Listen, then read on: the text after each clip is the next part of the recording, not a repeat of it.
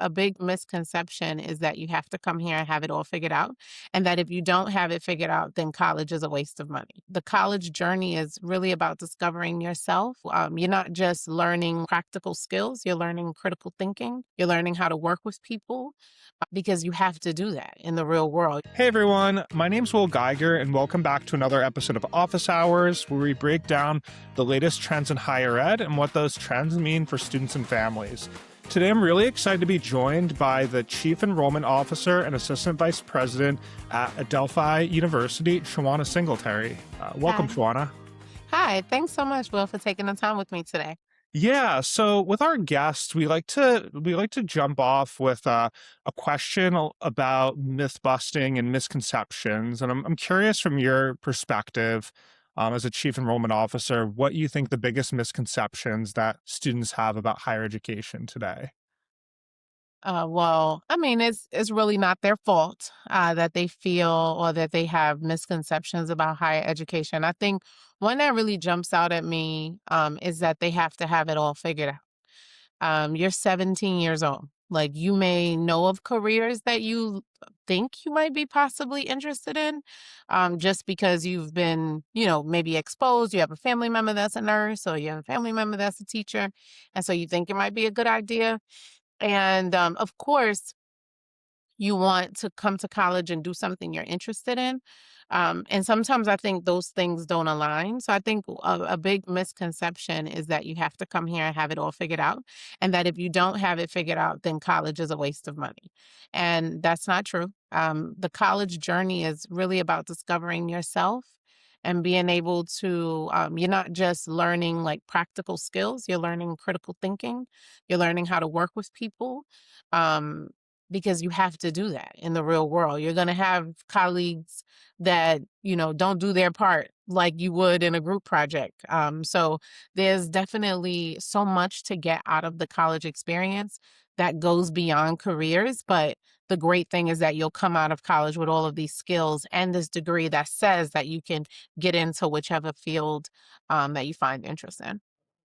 No, I think that's such a great point, and even when we look at the world of work right now, it's changing so quickly, and some of the jobs that are going to be important or are ascending, they maybe didn't exist 5, 10, 15 years ago. And I think that's it's a very like normal, even to your point, wise thing just to go into this process being open-minded. And it's Yes, also okay for your mind to change about things. I'm 100%. always interested in asking, folks, and I used to work in admissions as well, and you don't go to college to work in college admissions necessarily. So I always think it's interesting that people have different pathways. I'm curious from on your personal experience, what you went into college thinking you'd study.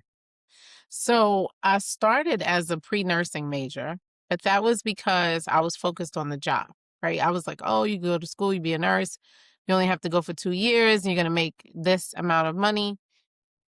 And I don't like science.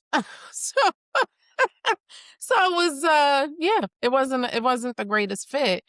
And thankfully I changed directions and I have a psychology degree because I do want to understand people and behavior. And the beauty in a psychology degree is that you can do it anywhere. And I just found this love for education. It was always something that was really important in I grew up with my grandmother, and she came to this country as like an indentured servant in 1964. And so she was very big on her children and grandchildren taking advantage of the educational opportunities that were available to us. And so her continuing to push education just kept it something that was top of mind. And then when I got into it, when just naturally, and this is what I'm talking about when I say students don't have to have it all figured out, is because you'll get that first job and you'll find things about it, or that first internship, and you'll be like, wow, I really like this part of this thing that I'm doing.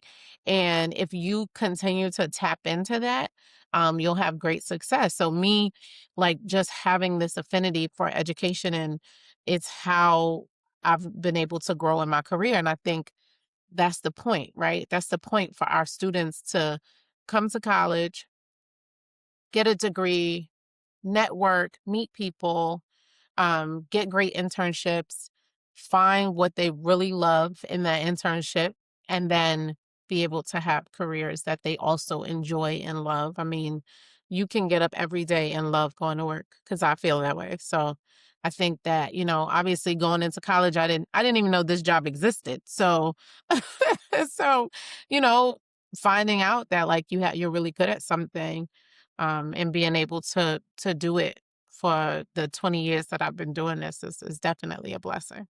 Yeah, no, no, I love that story, and I guess even going back to nursing, you can kind of see the through line. It's nursing is like giving, helping Yes, profession. You're trying to, the communication is really important, and understanding, what's going, what may be happening to a patient, and supporting them and making them feel heard. So definitely exactly. see the connection between what you're Yeah, doing now, which is cool. yeah, Um, and I think, yeah, the a key thing just for students that sometimes I think gets overlooked is just following what you might be interested in. I think there's so much value in that. If there's something yeah. that gets you really excited, that's a really good sign and something to follow versus, spending time on things that you just might not light you up as much.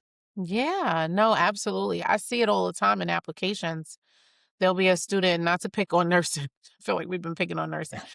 We love nurses. We heart nurses. But that's sometimes we see that in applications. We'll see a student that's super strong in history and English and not so strong in science and math.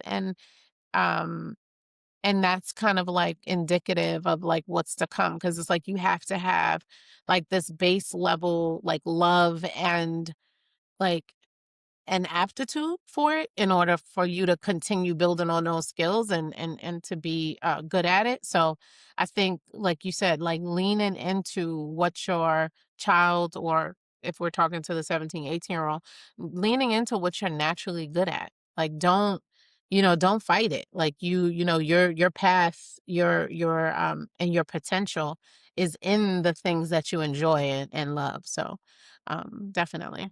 Yeah, and I think college is just like a, wonderful time to explore that. It's Yes. like, lower stakes. You can take all these different classes and internships and clubs, and you can try all these different things. And, as you get, not that it's impossible when you get older, but it is just becomes a little bit harder to Mhm. try very different things so quickly. And I think Yeah, that's a really just such a fun part of the college college experience, and experience. being Yeah. proactive about that. But yeah, to your point, you don't need to have it all figured out. I Mm. think I think the people who do wind up, they think they do, and they wind up changing their. Exactly. They're like, "You know what? Yeah, I mean, I get resumes all the time from teachers, like people who've spent years, and they wanna come and be admissions counselors, like because they know they wanna help people, but they've realized, like, um, that maybe the classroom isn't the best place to do that, so it is so important that students do come to this process with an open mind. And I know, obviously, as a parent, I am a parent. You sign in a check for something. You want to know that your kid is figuring it out. But the great thing about a place like Adelphi is that we do allow students to explore. They're able to take different classes while still staying on track with their major. We have advisors who are going to be able to support them, whether it be a faculty advisor or one of our professional advisors who can help them navigate with taking those different classes and figuring out, sooner rather than later what they really want to do. No, absolutely, and I think that's just, yeah. And if you're, important part of the exploration process, if you're a prospective student, just understanding, how that works at different schools. To shift gears a little bit, one of as many listeners on scholarships 360, are, thinking about finances. That is something that is a, like many folks, is a concern in the process. I think that merit scholarships is always something that students are thinking about. I think there's a lot of great things about college specific merit scholarships. They're, tend to be renewable if are meeting the different requirements each year. They can be, very substantial amounts of money for students and for families. Absolutely. So if I'm a high school junior, maybe even a sophomore, how can I put myself in the best position for a strong merit aid offer from a college? Thinking ahead a little bit. Absolutely. So at Adelphi, we take a look at rigor. So we take a look at not only your GPA, but the rigor of the courses that you've taken. So when you have those opportunities to take AP classes, honors classes, you should definitely jump on them. Um, you know, I know there's probably some students out there who are like, um, if I take the honors class, I might get a B. So it's better that I just take the standard level class and possibly get an A.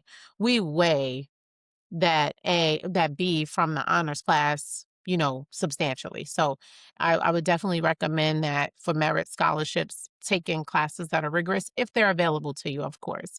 We do also acknowledge that there's some schools that don't have a lot of access to AP and honors courses.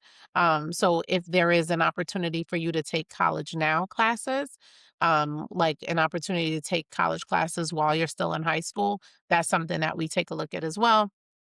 And then, of course, GPA.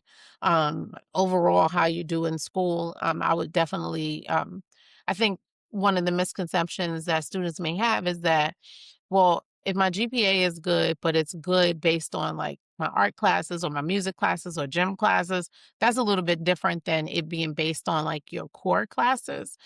We don't break it down that minuscule, but I do think it's an important point for students to know that having a good GPA, we take a look at all of that. We're looking mainly at those core classes to see if you've built a strong foundation. Um, so SATs is also something that we take a look at. We are test optional. Adelphi is test optional, and I think most schools that are test optional probably take a look at your score, but it's not something that's going to harm you. Um, but it does help. It can definitely, like a strong SAT score can definitely help with scholarships. So those are a couple of different things that can help students with merit awards. Um, other things like for us, if you're a Girl Scout and you've reached like the top honor, that's something that we give awards for.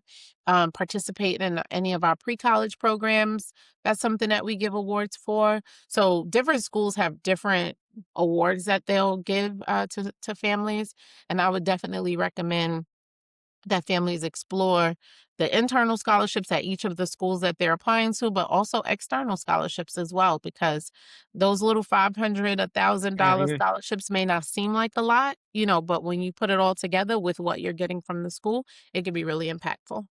Yeah, no, I think there's a lot of really great advice there. And on the last point, if it's 500, 1,000, $5,000 that you're not taking out in student loans, maybe, Exactly. that you're just compounding savings because that student loan balance is going to grow and that's going to be money that you can just immediately pay. It's grant based. You don't have to pay back. Um, Exactly. and I think definitely for, younger students planning ahead of your courses, like taking, I always encourage students if you can, like taking the 4 years of English and science Mhm. and math and social science and foreign language. Even if it's not your favorite, that's just going to put yourself in a stronger position.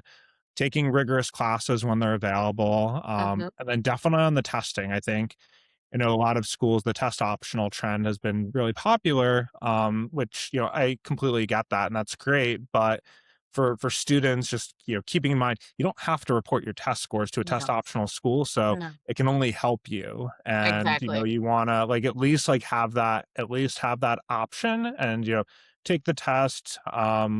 Take there's a lot of, I know, like Khan Academy has great like free Mhm. SAT prep work. So that like gives you some good options for preparing for it, but it just gives you another option and that can be serious money down the line.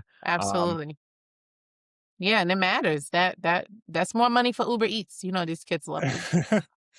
Yeah. uh, um, So when I know that when I was when I was a school counselor, sometimes one of the challenging parts of advising students could be around reviewing financial aid award letters. I think that can be overwhelming process for Of students and course. for families. I'm curious from your perspective, is there anything that just surprises you or that you think surprises families when they receive a financial aid offer or something you think they should know? I think the most surprising thing people probably see in the award letter is the indirect cost. Mhm. It's something that like schools like us will add to your financial aid award letter just so you can get an idea of all of the different things. Like you'll be paying the school tuition, but then there's all these other costs like transportation and books and a laptop or um yeah, like those are some of the things that I feel like are indirect costs and families don't really think about that full picture. So again, leaning into that scholarship conversation, you may say like, okay, well the school is this amount of money, we've saved up this amount, or we're able to pay this amount. But then you also have to think about the other random things, the refrigerator for little Johnny's room and him eating, is he gonna just want to eat the food in the cafeteria? Is he gonna want to do Uber Eats? Those are some of the things that families probably don't think about. I think for a private school, what really probably shocks families is the amount of not only merit aid, but then also some need-based aid that we give to students as well. You really don't know what schools give out need-based aid until you're in it. Like, it's kind of like you gotta be in it to win it. So, once you do your FAFSA for a school that you've been accepted to, you get a financial aid award letter from that school that then breaks down the cost for you. I know me as a first generation student, when I saw the sticker price of certain schools, I didn't even bother applying to those schools because I was like, "Well, I don't have $50,000 to give ABC school or $60,000 to give, that school." But, you know, between merit awards and need-based awards, sometimes that $50,000 ticket sticker price comes all the way down to $5,000 or $10,000 when you start adding in the aid you're getting, student loans, financial aid from the government, financial aid from the state. So it could be a lot more affordable than families probably think it'll be because they're just looking at the sticker price. Yeah, no, I think that's such a huge, misconception that sticker price is what you actually pay. I think is it the, trying to remember the exact acronym. It's like the National Association of maybe like college business offices, I think NACUBA.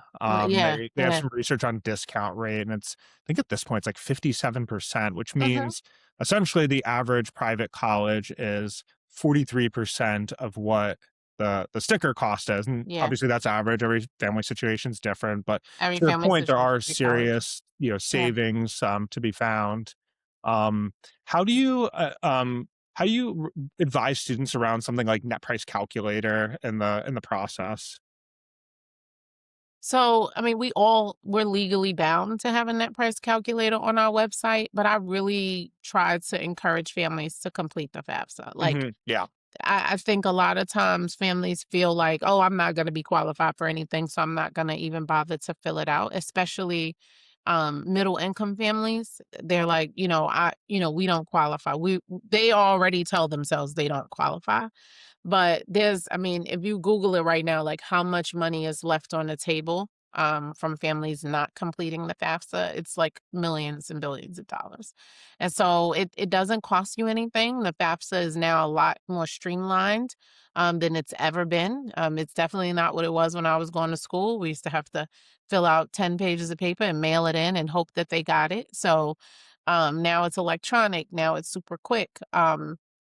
And so I would just encourage families. I know people have like fears about, they're going to see my assets or there's a lot of different fears that families have Mhm, around the FAFSA, which to some degree is understandable. But completing the FAFSA then allows for the school to also see, like, hey, you didn't qualify for any federal or state-based aid, but we're going to give you some aid. So I think the net price calculator is something that every school has to have on their website, so you can definitely fill it out. But I think like the real way to see what you're eligible for, what your actual cost is going to be is to complete the FAFSA. And I tell students all the time, like, obviously, I want the students who really want to be at Adelphi, I want them to be able to come. The students who feel like Adelphi is a good fit, I really want them to come. But I know they're applying to other schools. And so I always try to tell them, wait to get your financial aid office from each of the institutions and then sit down as a family and really look at what what makes the most sense, not only, with fit, like social fit and Mhm. academic fit, but also like taking a look at what's a financial fit for your family as well. Obviously, there are going to be schools that are cheaper than the school that you may want to go to. But the most important thing is like, where can I go and be successful and thrive? And Mhm. if that means you have to work while you're in college or take out an additional loan so that you could be able to go to this school that you'll be successful at, you're going to see the return on that investment, right? We all of us can say like, all right, well, instead of getting this kind of car, I'm going to get this kind of car that's cheaper. But if it's not the car you really want, if it doesn't have all the bells and whistles that you want, then and a car is something that depreciates, and education doesn't. So, um, that's how I would like to see families to Mhm. look at their financial aid awards and really sit down and figure out, what makes the most sense financially. Obviously, don't get into something you completely can't afford, but if you can work a little bit and take out a loan to be able to afford it, and you know that this is a place that you'll be successful, then it's well worth it. Yeah, no, I think you really get at a lot of the nuance and just how important it is for families to have conversations and, Mhm. around expectations, around, contributions and talking about, student loans and work study and all the Mhm. other things that go into a financial aid package. One of the things I've been hearing from a lot of counselors and from admissions officers as well is that, students are really, really adverse to taking out any student loans, which I think that it's interesting where, loan ideally should be a tool, and Mm. obviously should not be like no one's advocating for taking out, you know, money that you can't repay or is not No. gonna provide ROI, but it's a tool, and in many cases, that can be, a fine decision for students, and, you need to do the math and figure out, like, what does that, payment look like, and, I think for many students, it's gonna be, like, quite manageable, and something that you can, budget into your, life when after graduating from college, and that might be, if it's at a school that is just, like, a better fit for you and your goals, like, that might be the right move. Absolutely. I mean, like, loans, are gonna become a part of your life as an adult in America regardless. Like, how many people can say they purchased their house cash, they purchased Yeah. their car cash, they purchased, every vacation they ever went on, they paid for it cash. Like, we utilize credit cards, we utilize home loans, we utilize car loans. I think an education is well worth it. Like, it's worth it just as much as, I mean, when I think about like the best decisions I've ever made in my life, it is definitely getting my education and buying my home. Every other decision, all the times I, paid for a vacation, I enjoyed it, but I don't know if it was the best financial decision.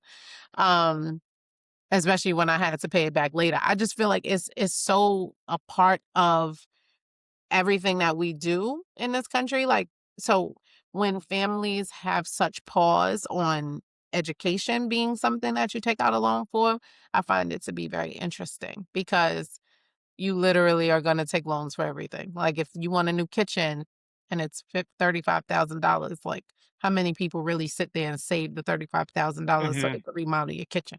You usually get a loan and pay it back over time. And so I think that's probably the way we should be talking about it with young people, and just it does help them establish credit. Obviously, if you pay it while you're in school, you can start paying like a little bit. That's something that I did when I was in college, as I started to pay back while I was still in school, which allows for you to hit the principal and bring that down. So that was something that, that's something that I've educated families on in my career, because I think it's usually just something that people are not aware of. I think that's really what it is. It's just a lack of like knowing what is. Yeah, I mean, it's a big, like, complicated decision, and I think, you know, for for students, sometimes that, like, the personal finance, Yeah, aspect of is unfortunately not, high school counselors have so much on their plate, and that's not yeah, necessarily part of the, a big part of the process, when students are thinking about this, and I think I saw something, stat, it's like there's, like, 20 plus different, like, sources of, uh money that can will pay for college. And it's a very complicated, complicated thing to pay for. So, Yeah, to your point, very important for students and families just to sit down and really, think through all these different components and, what is a good fit, just because ultimately it's not like a one size fits all solution or process. It really depends on you and your family and your goals. absolutely, 100%. Um, yeah, no, definitely. I think is each family is different. I think the best you can do is get as much information as you can, complete the FAFSA so that you Hmm. know exactly what you're eligible for. And yeah. I think and I don't think there's anything wrong with students having to contribute to their education. Having to get a job on campus or off campus to be able to contribute to what I mean, I know for myself as a parent of two soon to be 17-year-olds, it's sometimes hard to like corral them around a particular thing. So I'm sure families are probably dealing with that. And then I think some school counselors will tell students, you know, you should apply here because especially in New York, because we have the city university system and we have the state university system. And both of these are public options that are often sticker price wise less than private institutions. And you do have some school counselors that kind of drive students towards the city and state options because of the cost. And they use words like, oh, you don't want to get a lot of debt. You don't want to come.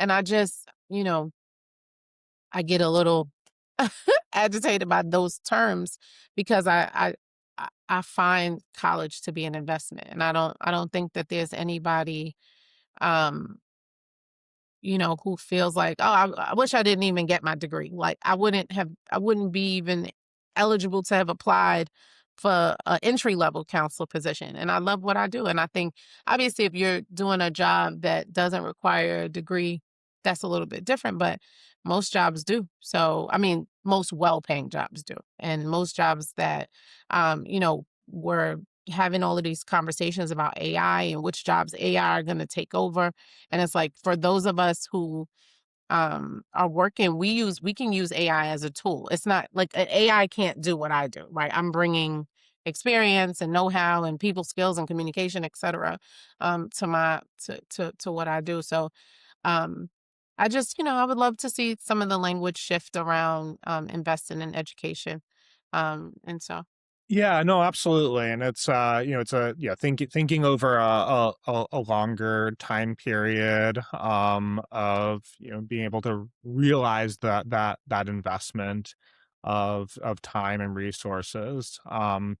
I'm curious in your seat when you're having conversations with families who might be, considering between Adelphi and maybe another like a SUNY school or a CUNY school. I'm Mhm. curious what how you might advise a student or family to think through that choice. So what Adelphi has, and I'm a CUNY grad, so I definitely have nothing bad to say Yeah, about the yeah. CUNY system. I think that is definitely about fit. CUNY required me to be very self-directed. Like there's a lot of people who start and don't finish at those schools, and it does require for you to have a level of self-direction um that every student doesn't have. And there's just different experiences at different schools.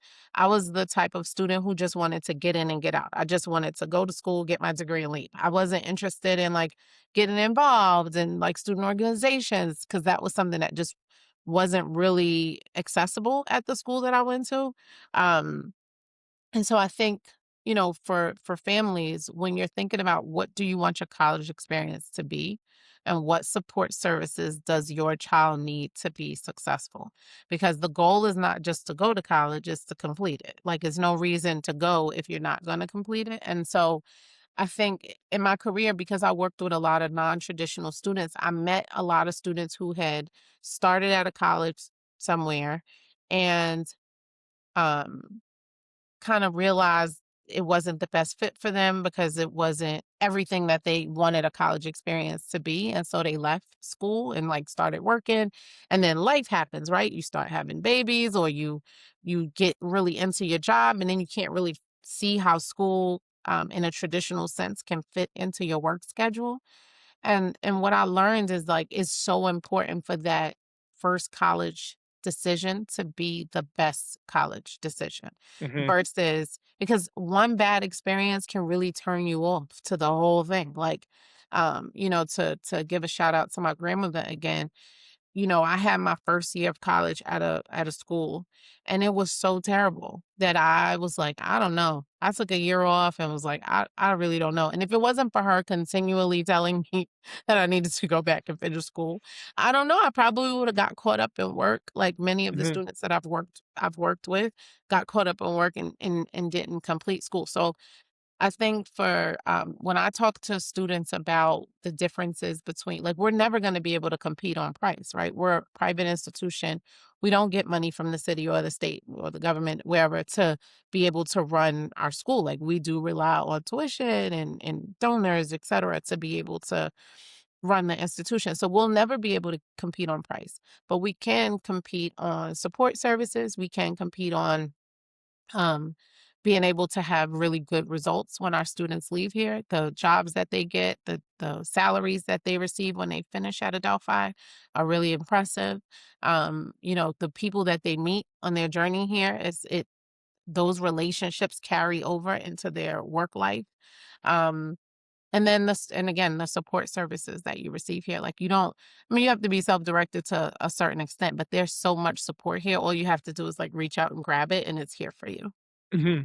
Yeah, no, I think that's a really key thing to hit on. Just for some students, like you know, uh, able to thrive in maybe a larger, more unstructured environment that you can be very self-directed. Other students want something a little bit smaller with more,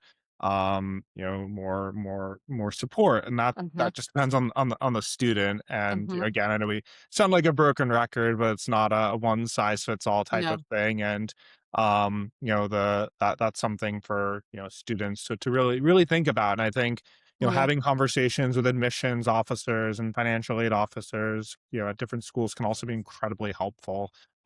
Just to, get a good perspective.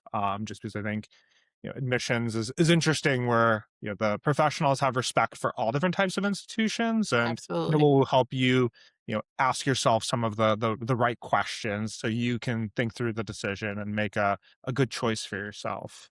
Yeah, Um, and I encourage students to go to each of the schools and feel the mhm, vibe, like, feel what it feels like to be on campus at that school, like, interact with the folks at the school, see how much support or not support you get, see when you go, um, what what the energy is like on campus. That's something that's really important to be able to be somewhere and feel like this is where I belong. I feel comfortable here.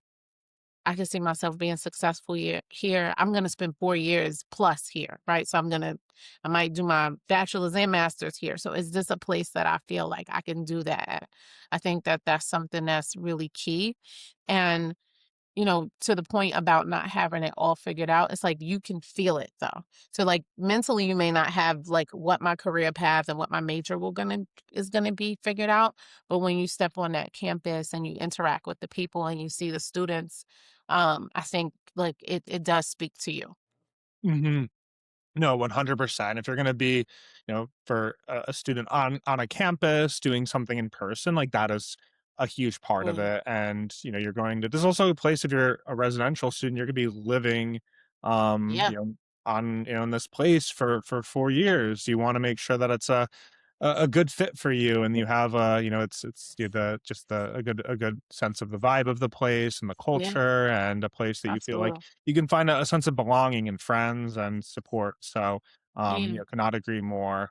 um as we begin to wrap up, I'm curious for students out there and for families, what's one piece of advice that you would give, that folks might be able to start next week or in the next month, to put themselves in a good position? And I guess to be more specific, let's say this is for high school juniors who might just be beginning their college process. Yeah.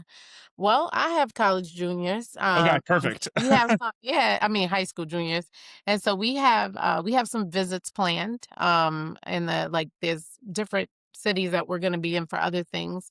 So we're going to be checking out some schools. They've obviously been to the Adelphi campus multiple times, so they know the vibe here. Um, so I think planning visits where you can. Universities like Adelphi have like special like events planned for the weeks that your kids are out of school. So spring break for public schools is not the same spring break for us. So we have things planned during the weeks that students will be out of school.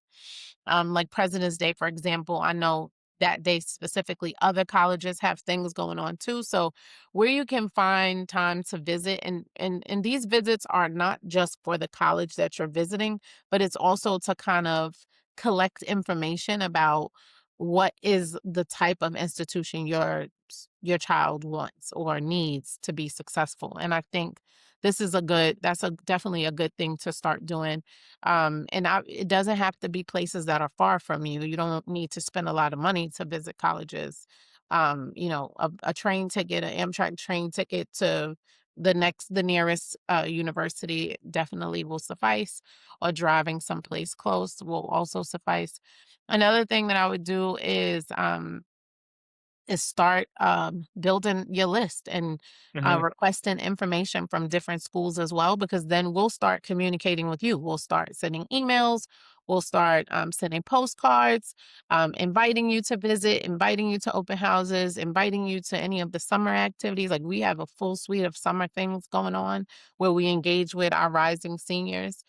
So if there's any institutions that are doing what we're doing, you have an opportunity this summer to engage, because sometimes summer can be a little bit off because the college is not really running and operating at the same level as it does during the semesters.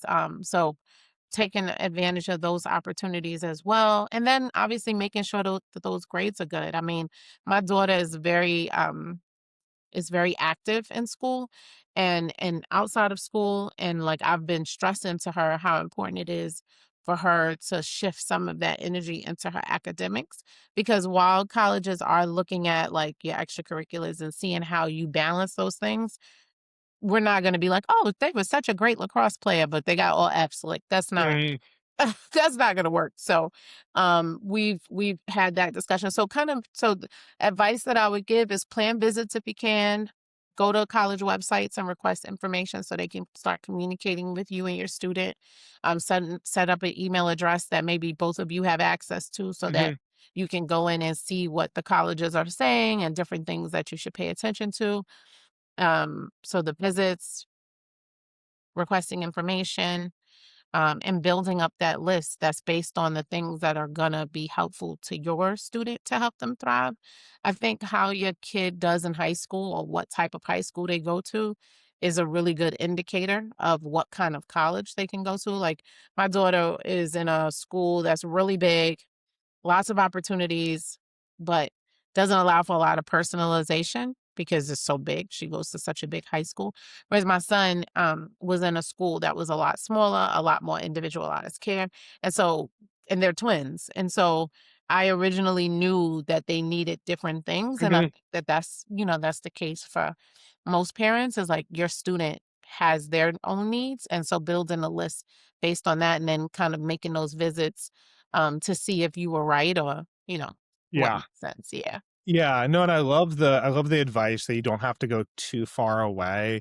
I think for many, thinking here in like the New York area, there's you can visit like large public schools, small Yes. private schools, medium Exactly. schools, rural schools, suburban schools, like Exactly. technical focused schools, like all sorts of places, and just at least get a sense of like what is this. Maybe it's not the exact school, No, but just getting a sense of this type and thinking more in exactly. terms of like types and trying to figure out like yeah what you like. And I also like the advice of thinking about your high school experience and like maybe you loved being in a big place. Maybe you've really craved a smaller environment. Exactly. So that's all good Yeah. information. Yeah. um Yeah. Definitely. Definitely. I mean, you really don't know.